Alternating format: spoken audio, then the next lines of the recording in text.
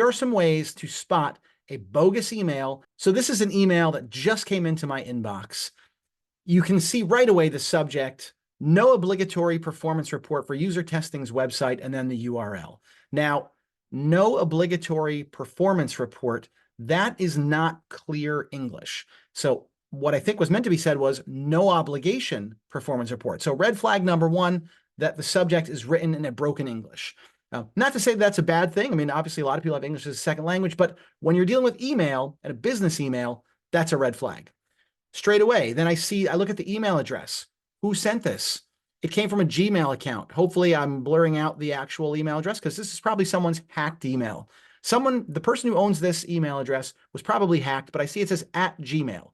Very little business is conducted from @Gmail accounts, so I would be skeptical of the @Gmail. Now I come down here and I see bolded text. I hope you're having a great time. Be a great time where? Like, well, that's a very odd intro if I'm not at a conference or something like that.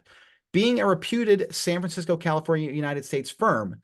Okay, San Francisco, California, United States is not something that needs to be punched up with emphasis. So that's telling me right away, this is basically like a mail merge. This is a form letter that has just been filled in the blanks by an automated system that's trying to churn out millions of these emails. So when I look at the other part of it, says, please reply to this email to get it no obligatory report.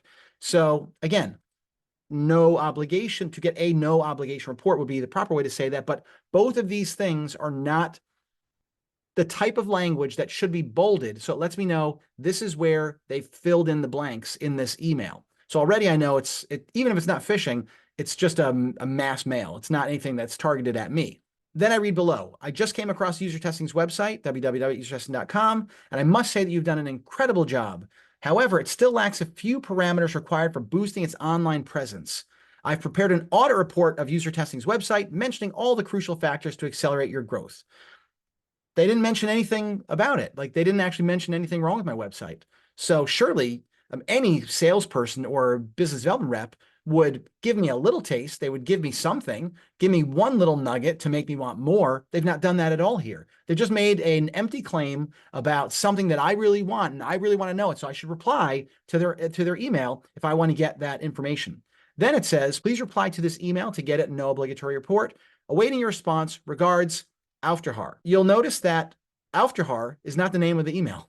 The name does not match the name on the email. So the name on the email is Joshua, and the name on the letter is Auftraggeber. Clearly, this is not the person whose email address it is. Then we notice that at no point did they mention their company, like who they are, like what is the business that is soliciting me right now? I have no idea. So that's another red flag. So we've got the broken English in the subject was already a little bit throwing.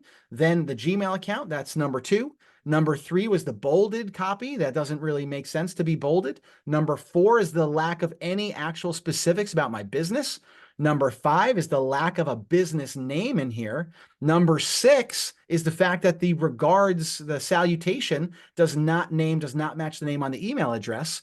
And then this last one, we've got number 7 here. In case you are not interested, please let us know and we will get you unsubscribed, which also requires me to reply to the email. Any business that's doing solicitations like this is required by law to have an unsubscribe link. You have to have that. So if you don't have it, this is not a legitimate email. Actually, there's normally a number 8, but in this case, it doesn't happen to be. But this is a technique you should always use. When I hover over usertesting.com, it actually does say usertesting.com is what's going to be clicked if I go through to this. A lot of times when you see a hyperlink like this, you always have to check in the lower left, what is the URL that is popping up? Because most times it will be a different URL than you expect it to be. So that is a very, very, very nasty trick of a lot of these email phishing expeditions that are conducted. So that would have been 8.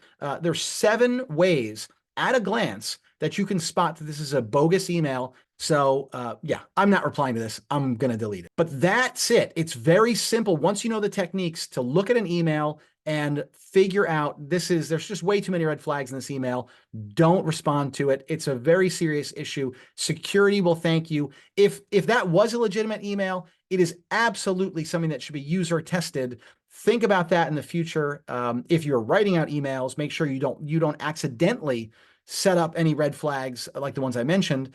Test your emails, look for those red flags. Don't click, don't respond. delete. And actually, you should report if you have a phishing or security email that you can alert to certain kinds of things. Make sure you do that too, whatever your particular procedure is. In this case, I'm just going to delete it. It's clearly a hoax. Until next time, I will see you later.